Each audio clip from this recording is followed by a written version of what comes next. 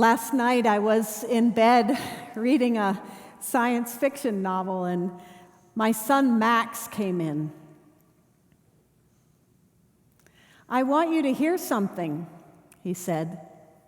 "Okay," I agreed.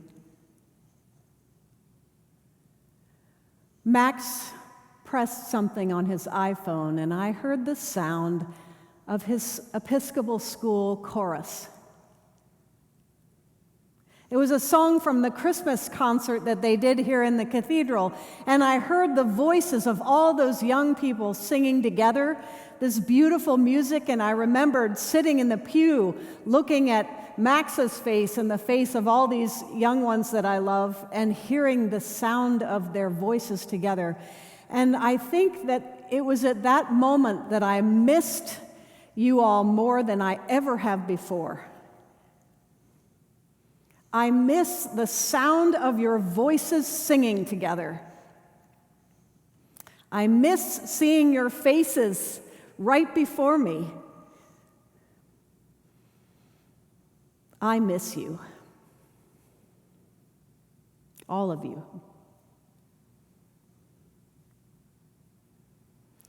A few days ago in my morning prayers, we were talking about the word alive, and I was reminding everyone how good it is to be alive, and that Jesus came back to show us how good it is to be alive. And a number of people texted me or emailed me that day, and they said,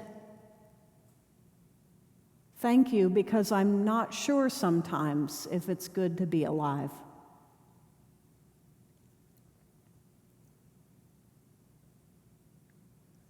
After hearing the words of despair in people that day, that night I had a dream. In the dream, there were a bunch of German Jews on a train. My grandmother was a German Jew, but her family got out before the Nazis really took over. But in this dream, I climb onto this train, and I know it's heading towards Auschwitz, and I know it's going to happen, and I keep saying, "Please come with me. Please trust me. Just let's get off the train. Hold my hand. Come on, let's go." But the people are holding onto their seats, and they're looking scared, and no one will come with me. I woke up in the middle of the night thinking to myself, what is this dream about? I think that I'm concerned that some people in this country are on a train to despair. That in this time of loneliness and isolation, people are beginning to question their value, their worth, the goodness of life. And I want to hold them and bring them off the train. Everything seems to have happened so fast, doesn't it? I mean, in December, we were talking about this strange pneumonia in China. What was that, 4 months ago? And now our whole world has stopped. And we can't see one another. And it's easy to get on that train to despair. But in the midst of all of this craziness and isolation, Jesus comes at Easter time. And we read today that the disciples are frightened too, and they're closed in. They're in an upper room. They're terrified and not sure what to do. They're afraid they're going to die just like Jesus died. And they're in the room, and Jesus shows up and says, "Peace be with you." And they're so glad to see him. They can't believe it. Their whole world shifts in a moment. And everything that seemed hopeless now seems full of hope. But Thomas wasn't there on the first time that Jesus appeared. Thomas, the tactile one, the one who wanted to touch, the one who needed directions. "I want something to hold on to," he said. When everyone told him Jesus had come, he just wouldn't believe it. "I'm sorry," he said. "I need to touch him. I need to put my finger in the hole in his hands. I need to put my hand in his side." What an image. Who wants to do that?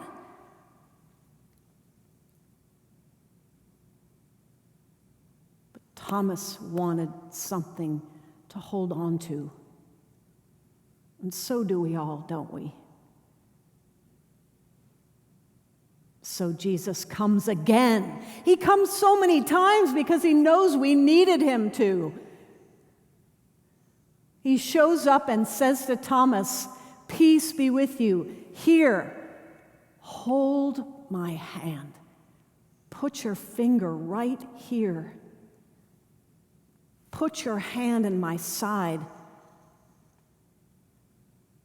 Believe me." Do you know that the ancient word believe, pisteo in the ancient Greek of the Gospels, it means to hold on to put your trust in something. Like when I say to you, my grandmother was a German Jew, I believe that most of you who know me believe that. You can hold on to that. You know it's true because you know me, and I wouldn't lie from the pulpit. God help me. So you hold on to that. Whereas there are things on the internet we read that we can't hold on to. We can't believe in. We don't know if it's true or not these days. To believe in someone is to put your trust in them. It's to hold them. And when they say something, you can stand upon it. And when they lead you, they can pull you because you can hold on to them. Jesus is saying to us, hold on to me now. Hold my hand.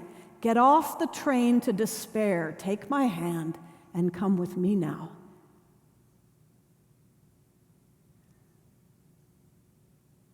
One of my favorite series of books, talking about science fiction books, one of my favorite trilogies is The Lord of the Rings. Do you know the story of Frodo the Hobbit and the Ring of Doom? And Frodo and his good friend Samwise Gamgee, they travel all the way to the Mountain of Doom to drop this evil ring in the fire of the mountain.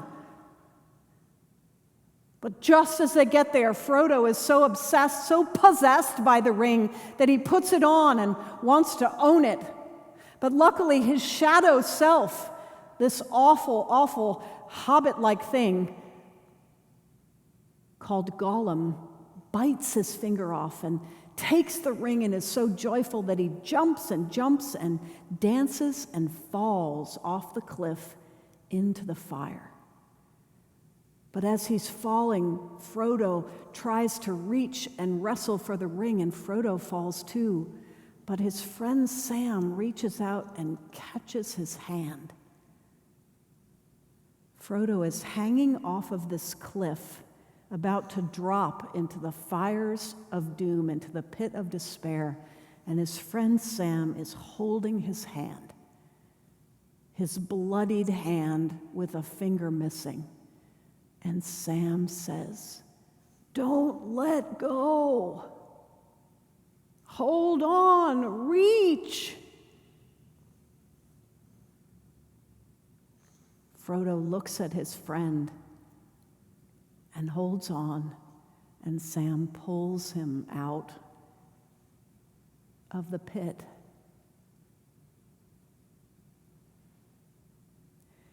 Jesus said to Thomas, "Do you believe because you can see me? Blessed are those who do not see and yet have come to believe."